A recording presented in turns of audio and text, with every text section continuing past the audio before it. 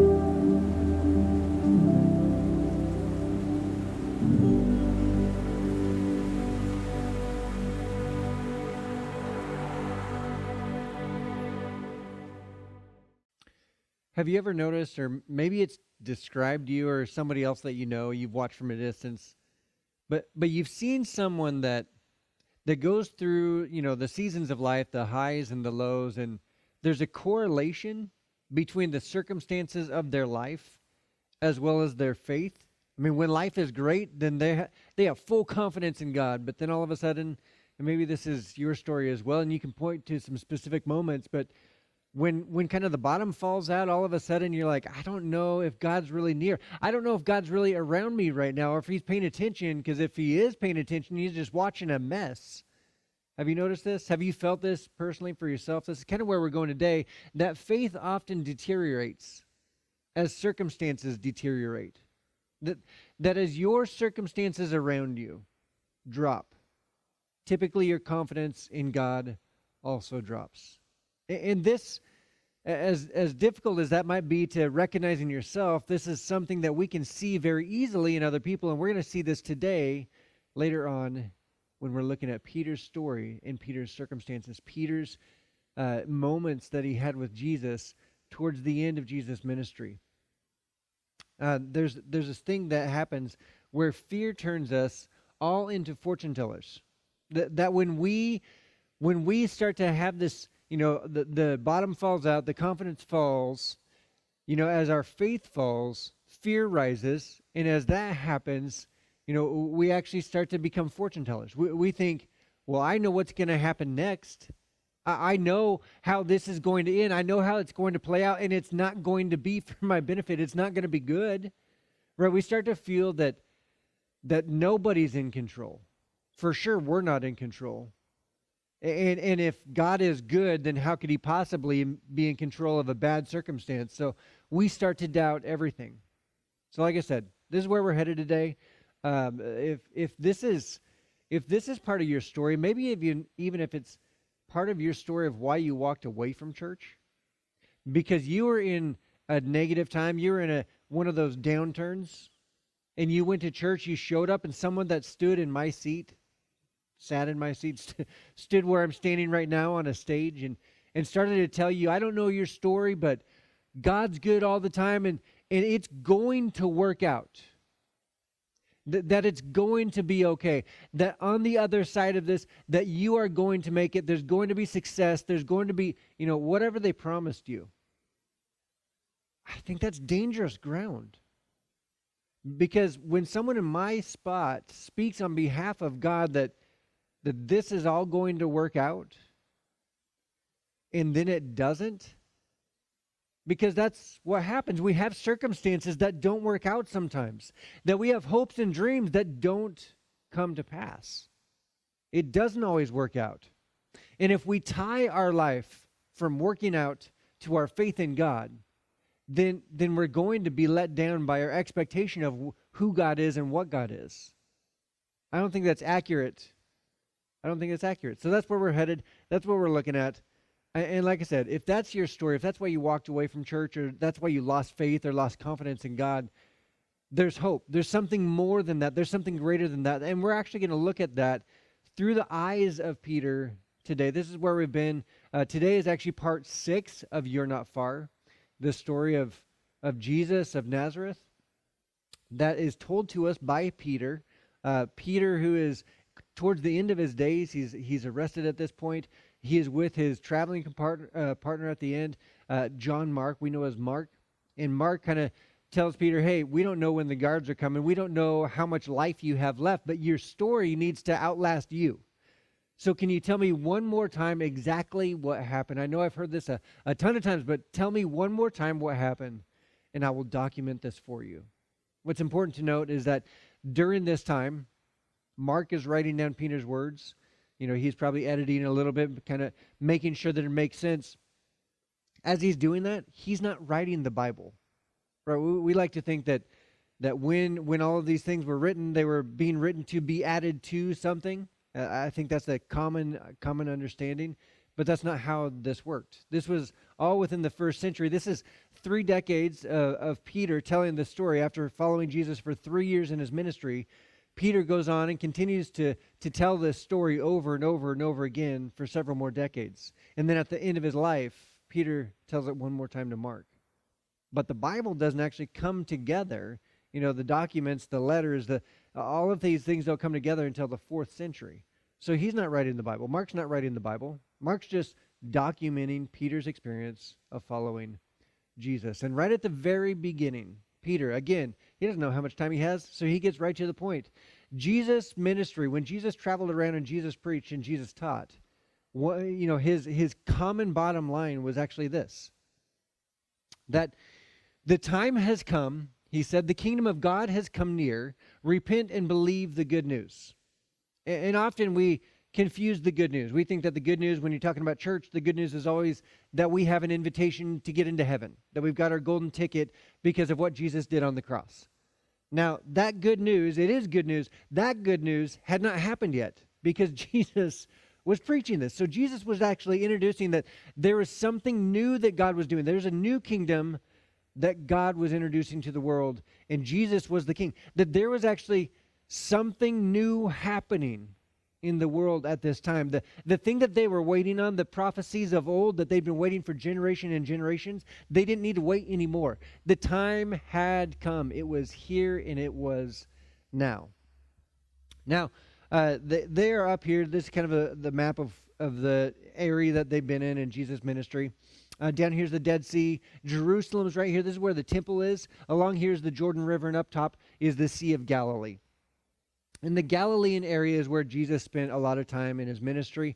But at this point, kind of where we pick up from last time, Jesus and the whole troop, they're traveling down south towards Jerusalem to get to the temple in time for the Passover. It's like they've got a date with destiny. Jesus is like, okay, guys, we got a schedule to keep. We got to get there on time because I've got to do something, and you're going to be a witness of this. And he keeps on telling them what's going to happen to him. And it's like they just, I don't know if they just question this. I mean, it doesn't make sense. Their understanding of what the Messiah was going to be like and this king for this new kingdom that he kept on talking about, their mentality was that the Messiah was going to be a political leader, that he was going to be a military leader, that he was going to actually free Israel, the nation of Israel, from oppression from Rome, that he was going to free them. They were going to become a sovereign nation again. The last time we talked, Jesus actually turned to his disciples and he questioned them. He taught them that there was a new mentality when it came to his kingdom that he was introducing to the world that is completely different than any other example of leadership that they'd ever seen before. And in fact, you and I today is probably different than the majority of leadership experiences that we've had also. Because what Jesus was saying is that the leadership, rather than being a pyramid with the leader up top, that it was flipped around, that it was what the leader could do for those around him, that it was all about serving. And he said, you know what it's like? elsewhere in the world? Do you know what it's like when someone has power and authority and they use their power and authority to gain more power and authority for themselves? He says, not so with you. If you remember, if you see what it's like elsewhere in the world, and the disciples at this point, they're like rubbing their hands like, yeah, that's what I want. And then he says, not so with you. He's like, this isn't how this works. And then he takes away their excuse because, immediately, as soon as he says, not so with you, they're like, well, yeah, you mean not so with the other 11 disciples, but for me, I have my own reasons. I have my excuses, Jesus. If you and I had a separate conversation, you'd understand. Not so with everybody else, but me, I'm okay.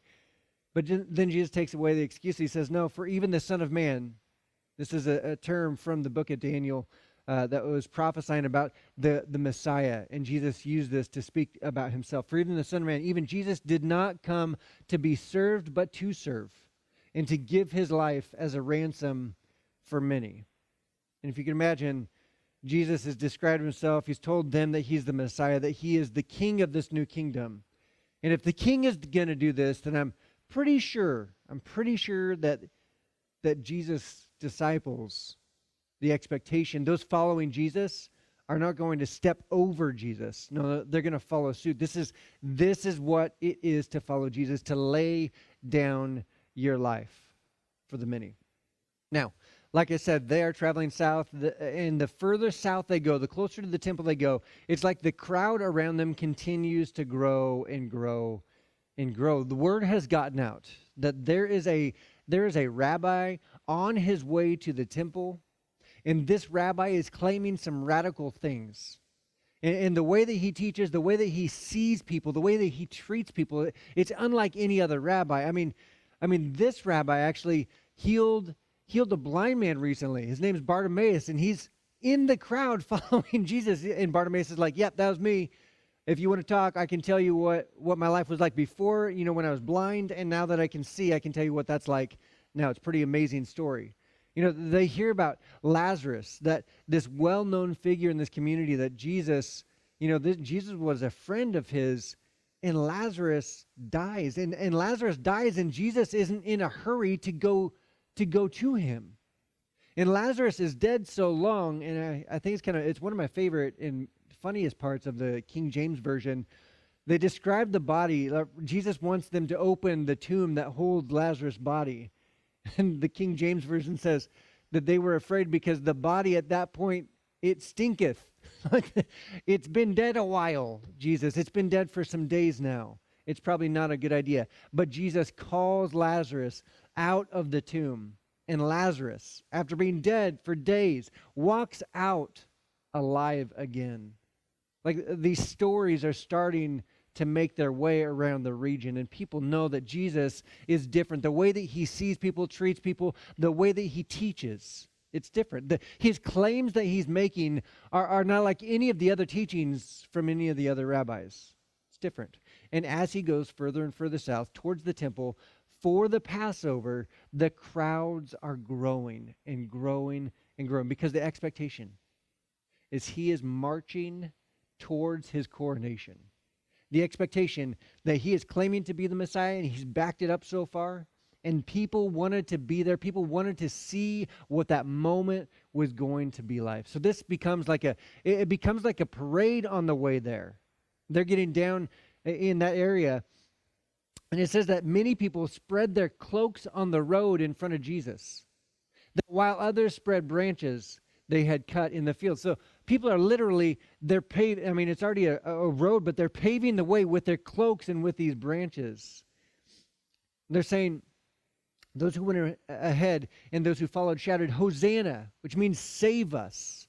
Blessed is he who comes in the name of the Lord. This is, it's just crazy. That Jesus is moving towards, Jerusalem. He's headed there, and they are lining the streets, right, with their cloaks and with their branches. This is what Palm Sunday is all about. This is what we remember Palm Sunday, that the triumphant entry of Jesus into Jerusalem for the Passover.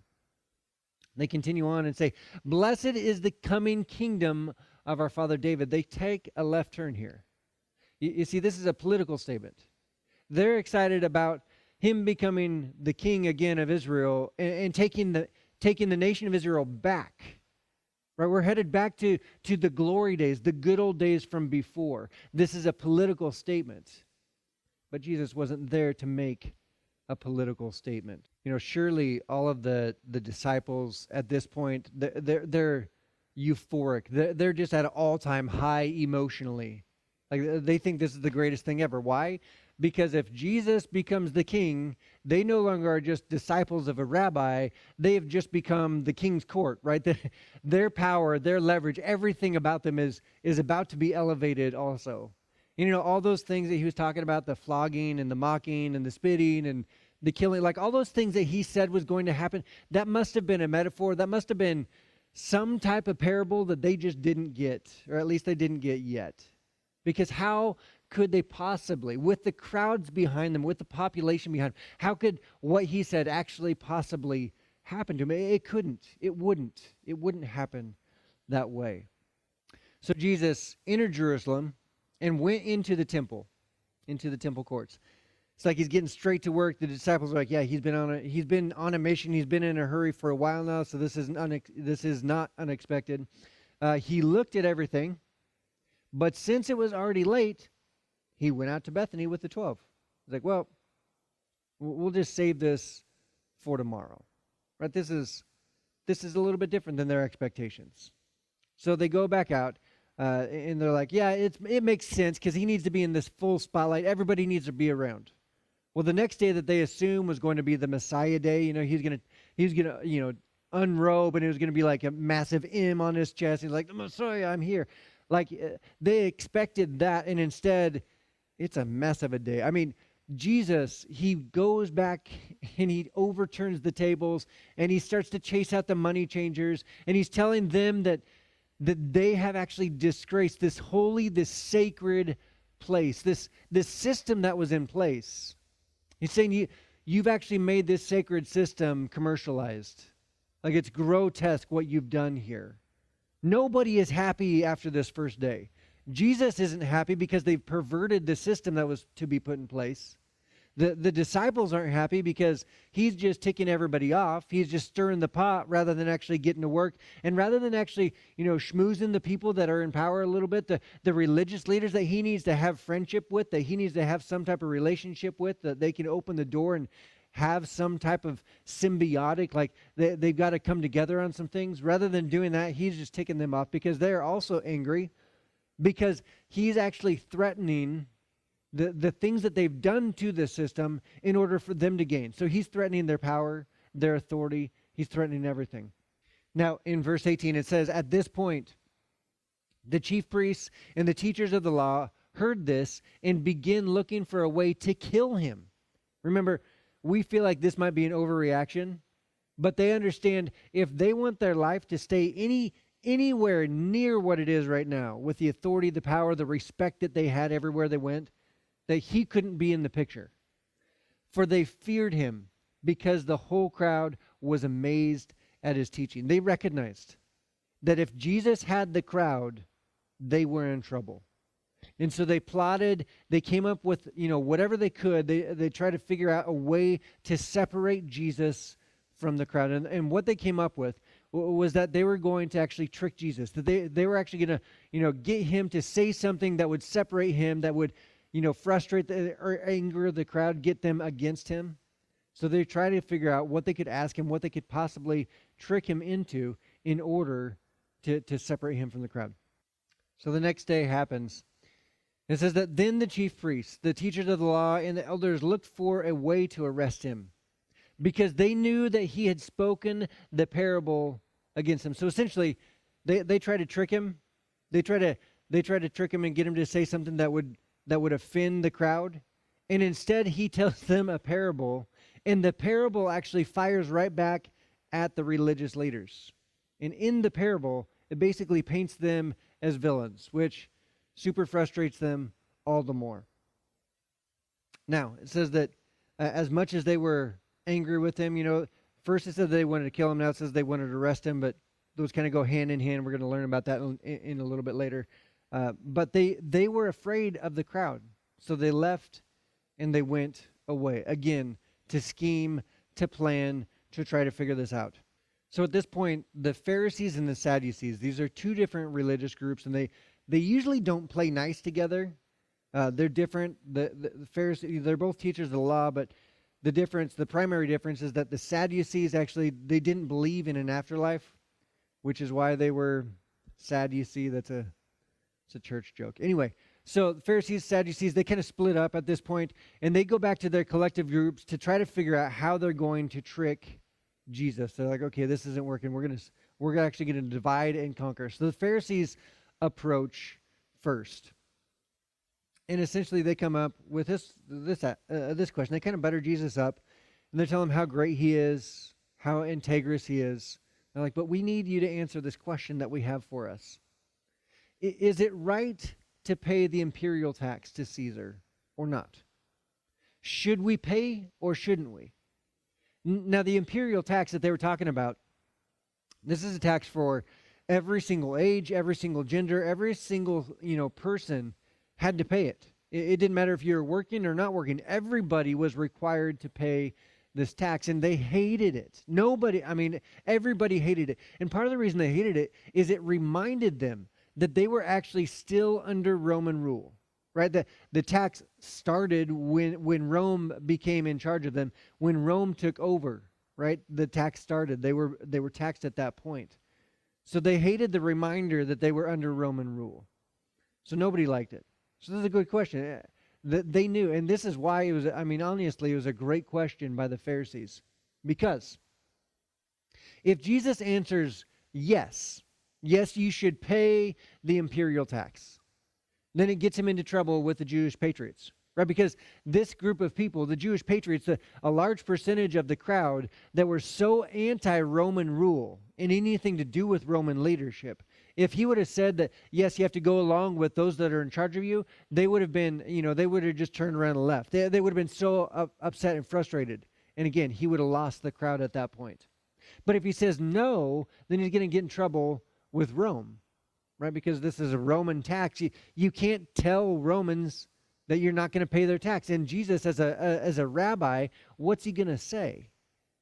And I'm sure at this moment, the crowd's kind of leaning in, like everyone is interested in this. You could probably hear a pin drop in this moment. The disciples probably are a little bit nervous, right? They're a little bit unsure, like, how is he going to get out of this one? And then Jesus does what Jesus does. It's interesting. He says, but Jesus, Peter speaking, but Jesus knew their hypocrisy. Why are you trying to trap me? Jesus said. And I'm sure, if you and I recognize that we're trying to be trapped, someone's trying to entrap us with our words, they're trying to outsmart us, outwit us. Usually we just ask that. We're like, hey, I understand the game you're playing. And then we don't even answer the question. We're like, let's move along because you're just trying to get me in trouble. But Jesus continues. And he says, bring me a denarius and let me look at it. Bring me a denarius, let me look at it. I have a picture of a denarius. Now, this is interesting here. So denarius would have been used for the tax. This is Tiberius, the Roman emperor at the time. In Tiberius, around this, you can see the words, there's words around it. And what it's saying, essentially, is that Tiberius is a son of a god or son of God. Interesting, right? Jesus is looking at this coin, and he's looking at this image of this man who's claiming to be son of a god. On the backside, it basically says that he is the religious leader, that he is the high priest of the Roman religion, is what it says on the backside. So he asked them for a coin, and for us, we're like, that. Why is that a big deal? It doesn't even make sense to us. We're like, that's just, I guess, clever. He's using a visual aid. Maybe he's just trying to get some time. But there's something so much more in this moment at play. He says, they brought the coin, and he asked them, whose image is this? And whose inscription is this? And at this point, the religious leaders probably went, oh, whoops. The Pharisees were going, oh no, he's figured out. He's figured out. Somehow he's figured this out. You see, it was illegal. It was against their law to carry an image, to possess an image in the Judean Jewish culture. They couldn't do it. In fact, they was so anti this in their culture that 5 years earlier, Pilate, the Roman governor of the area, Pilate had brought in for his soldiers shields that had Tiberius' image on it and the inscription on it. And the Jewish population rioted so much. I mean, they just refused to work. They rioted and rebelled so much because those shields made it in, not into the temple grounds where they're at talking to Jesus with the Pharisees. No, but just into the area of the city of Jerusalem. That Pilate eventually removes the shields. He's like, I'm just not going to deal with that. I'm not going to go down. I'm not going to fight that battle. It's not worth it. That is how adamant they are, the Jewish population is, about no images, right? And yet here's a Pharisee, a religious leader, and Jesus asks for the coin, and this man probably pulls it out of his pocket. And in the moment, he's like, oh no, I shouldn't have done that. I hope he doesn't figure out what. And Jesus looks at it, he's like, whose image is this?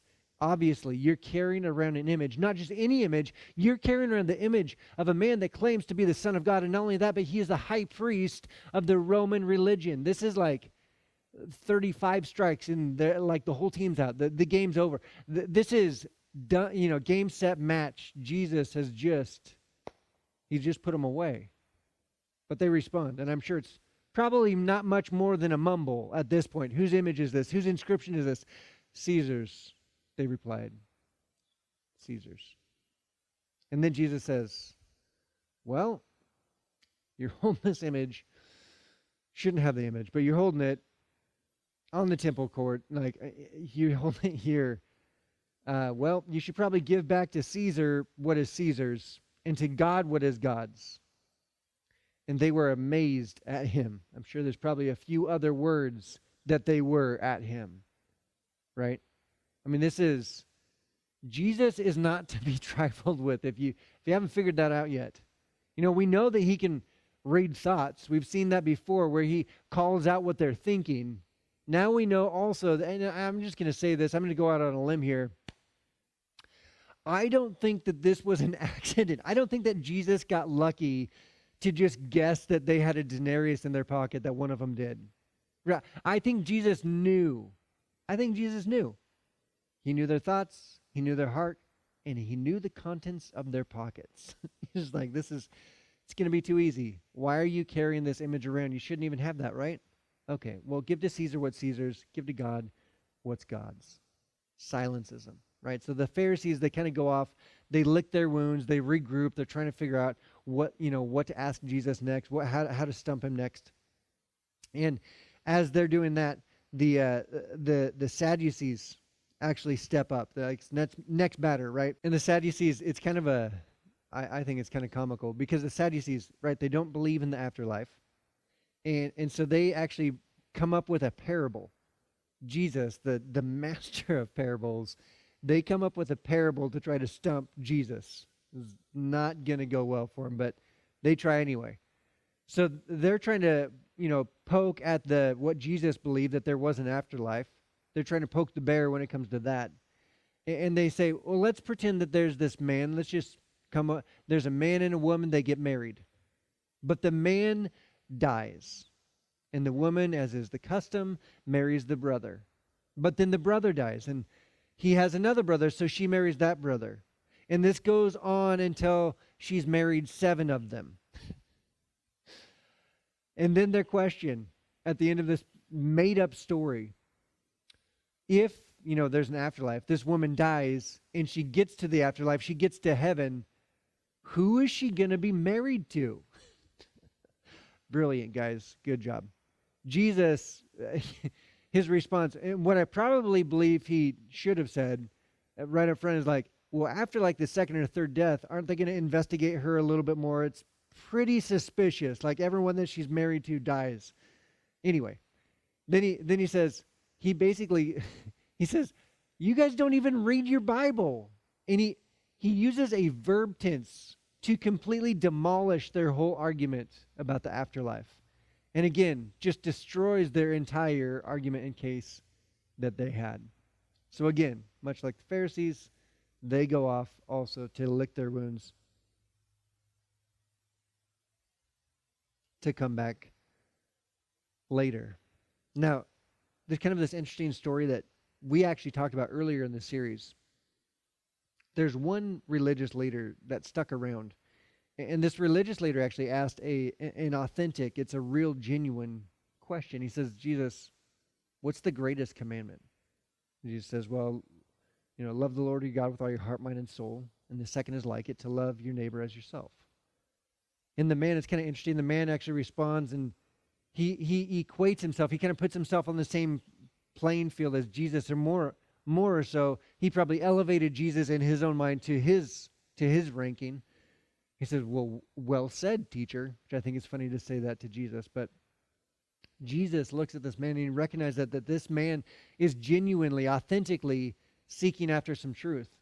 And Jesus says, you're not far from the kingdom of God. You're not far. When you have a genuine heart, when you're actually truly, authentically seeking truth and seeking God, you're not far from him. Now, at this point, it's interesting. I would think that they would have figured this out before, but after all the questions that he just destroyed and demolished them as they try to outweigh him, says that from then on, no one dared ask him any more questions. Makes sense. That's probably a good call, guys. That's probably a good decision that you're trying not to ask him any more questions, because it hasn't really worked out for you so far, has it? Now, skipping ahead a little bit, now we're kind of on the eve of the Passover. Like, this is the Passover meal that's happening that night. And Jesus he knew the preparations needed to be made. Everything gets kind of set up there. They're now in this upper room. They're having the Passover meal. And we're going to pick up in Mark chapter 14, verse 17. When evening came, Jesus arrived with the 12. So they arrive at this upper room. They're starting to have the meal. I'm sure, Peter and the other disciples, they're like, this is it. This has to be it. How incredible that we get to share this meal right before he becomes and he proclaims himself as the Messiah publicly, and he grabs the throne to be the king of Israel. It is it, but it's a completely different it than they ever expected. And as we get further along the story, what I want for you to recognize is, what do we do when our expectations don't line up with reality?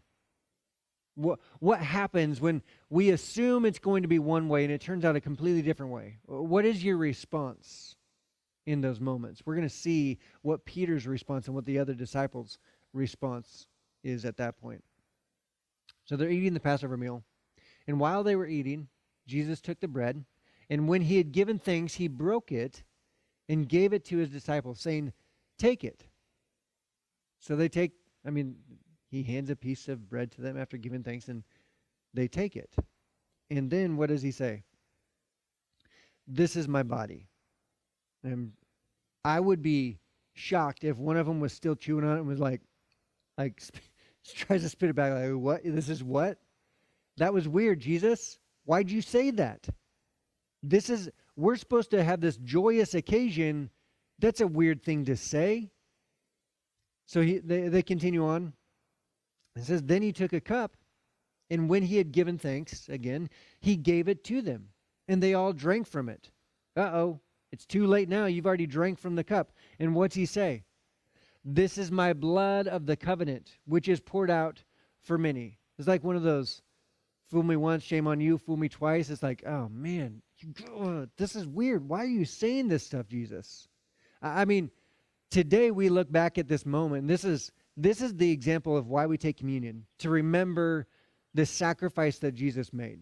Right? That's why you eat the bread, because Jesus says, this is the bread. This bread is symbolic of my body that's about to be destroyed, my body that's about to be beaten and bruised and torn apart. And we drink the juice and it's to represent his blood that was poured out for us.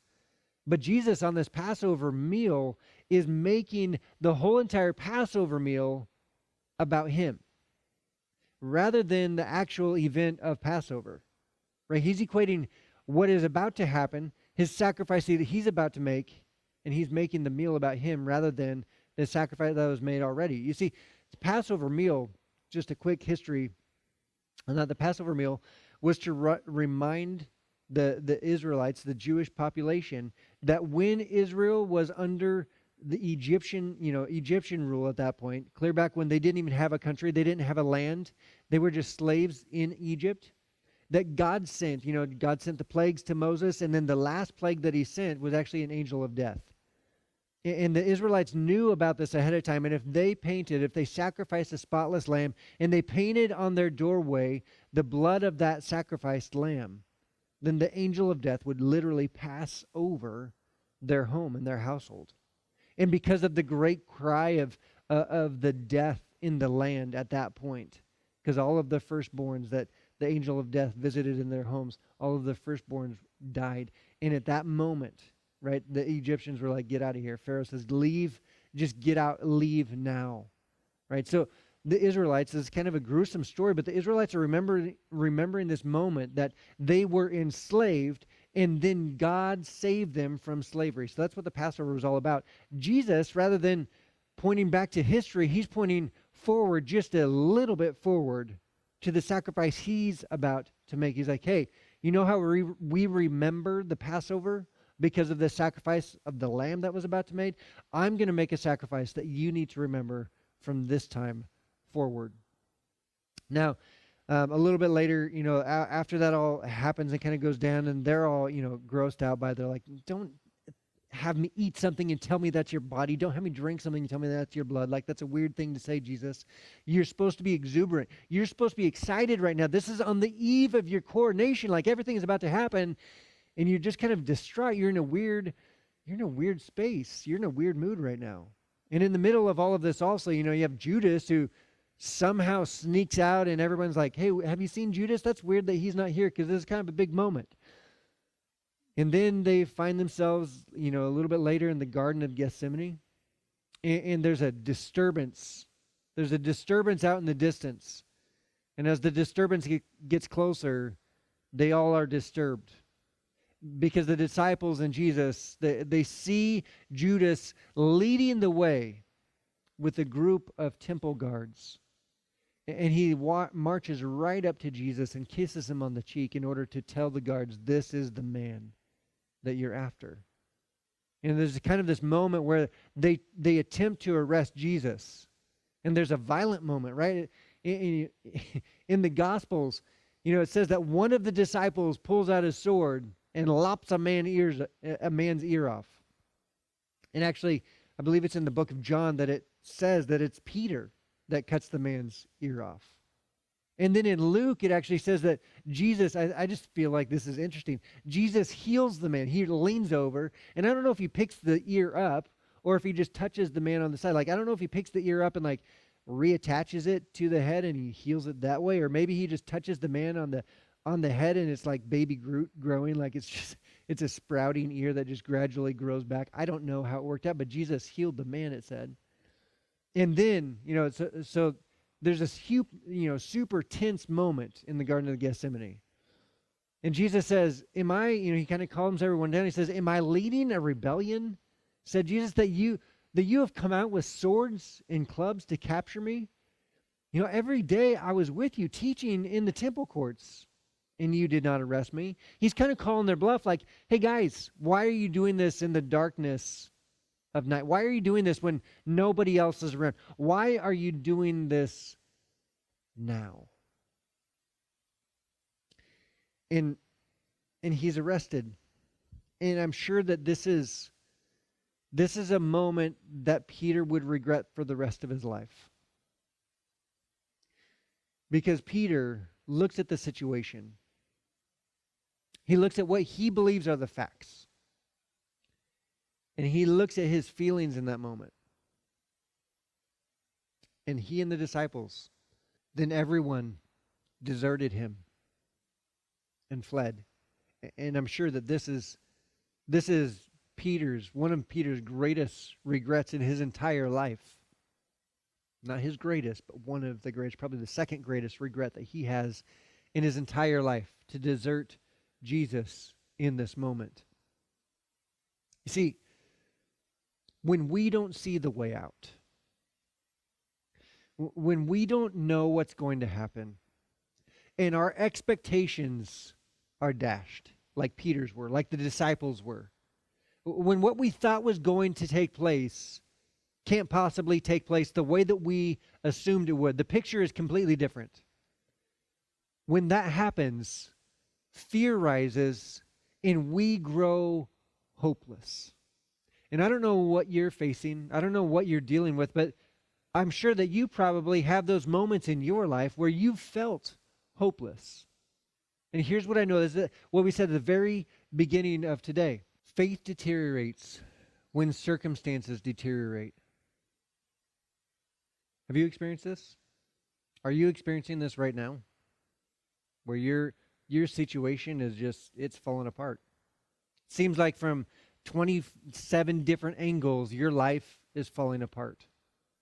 It is so easy for us when our circumstances deteriorate to let our faith fall with it. This is exactly what happened with Peter and the disciples. It felt like it looked, from their eyes, from their perspective, it looked hopeless. And from their feeling of seeing their expectations dashed, it felt hopeless as well.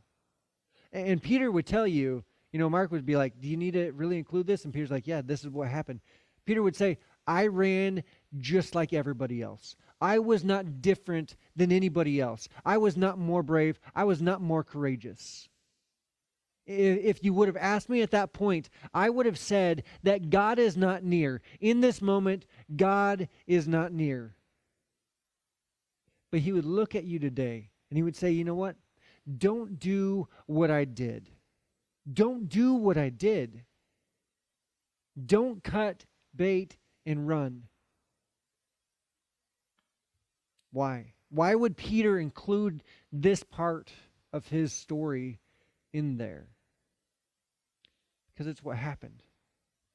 And because you and I need to know, as dark as it gets, as difficult as it gets, even when circumstances fall apart, the promise is not that the circumstances are going to get put back together. I don't know that your story is going to end, happy and sunshine and rainbows all the time. I don't know if that's what's next after this season. I don't know that. And I'm not going to promise you that. But what I will say, what Peter experienced, right? He has the moral ground. He experienced this before. He would say, and he would tell you, that even when it feels like everything is falling down around you, God is still near and you're not far. You're never far. God is always near. Even when it doesn't feel like it, and even when it doesn't look like it, God is still present. He's still there. And Peter would say, and I can tell you this because I know exactly what happened next. I'm about to tell you what happens next. And what happens next changes everything. You're going to have to come back for part 7 in order to hear that. Let me pray for us. Dear Heavenly Father, we thank you for everything that you do for us. God, in the midst of our pain, in the midst of our frustration, in the midst of our loneliness, in the midst of our abandonment, in the midst of our hurt, in the midst of our failure, in the midst of everything that we're going through right now, I pray, I ask you to show up. I ask that you would make yourself known and revealed and real to us. That we would recognize that you didn't promise to fix every single situation and circumstance. That life is not perfect. Life is full of pain. Life is full of sorrow. Life is full of disappointment. And you're not far. That you are near. I pray that we would lean into that. That we would recognize that your arms are wide open, ready to embrace us. God, I thank you for what you do for us. Even when we don't see it, you are at work. And in this moment when Peter was so caught off guard, when his expectations were destroyed, and he felt so far from you, you were at work on behalf of him. And I pray that we would also recognize that. We love you, God. In your name we pray.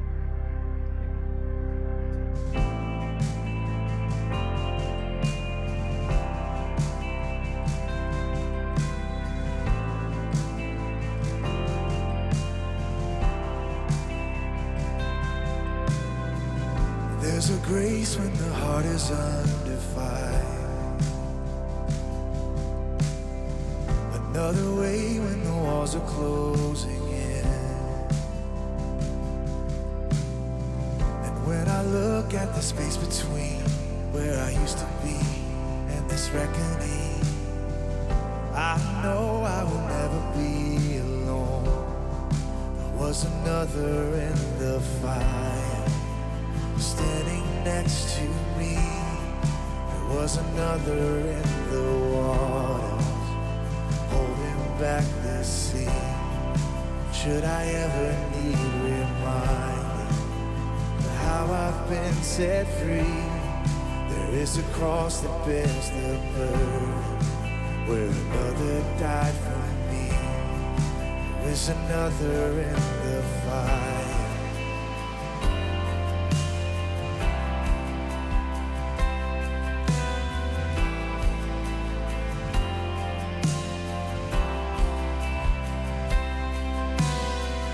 All my dead left for dead beneath the waters.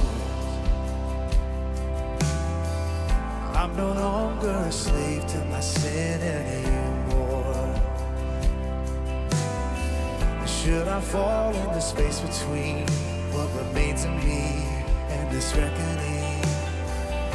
Either way, I will bow to the things of this world. I know I will never be alone. There is another in the fire standing next to me. There is another in the water holding back the seas.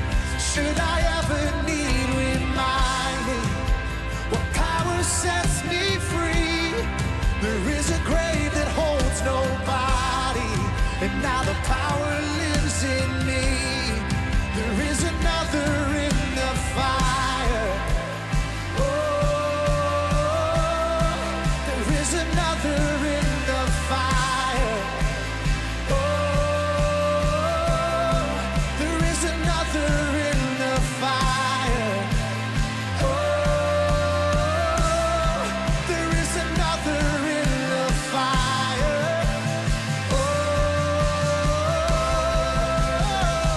I can see the light in the darkness as the darkness bows to him. I can hear the Lord in the heavens as the space between wears thin.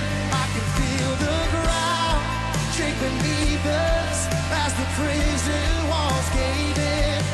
Nothing stands between us. Nothing stands between us.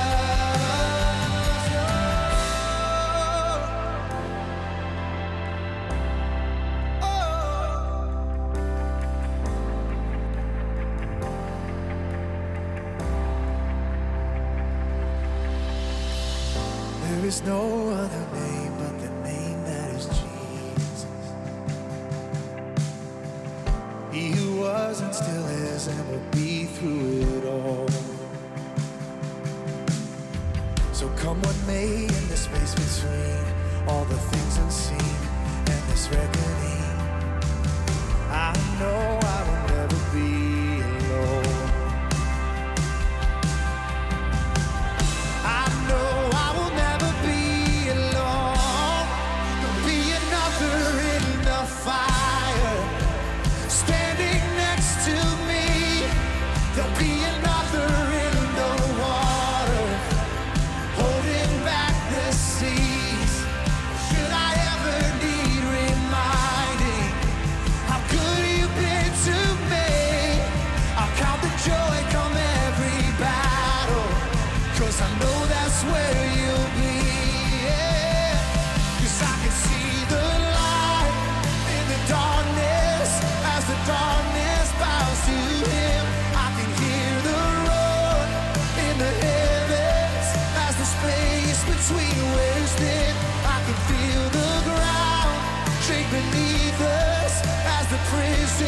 walls cave in.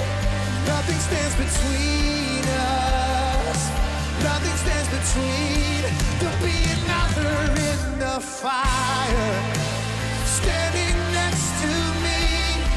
There'll be another in the water, holding back the seas.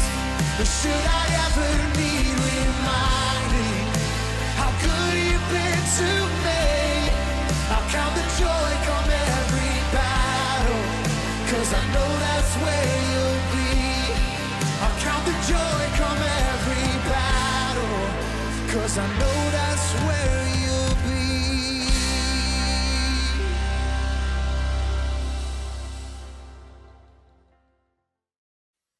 Well, thank you for being here. Thank you for spending some time with us today. And I hope that this was encouraging. I also hope that you come on back next time for part 7 of You're Not Far.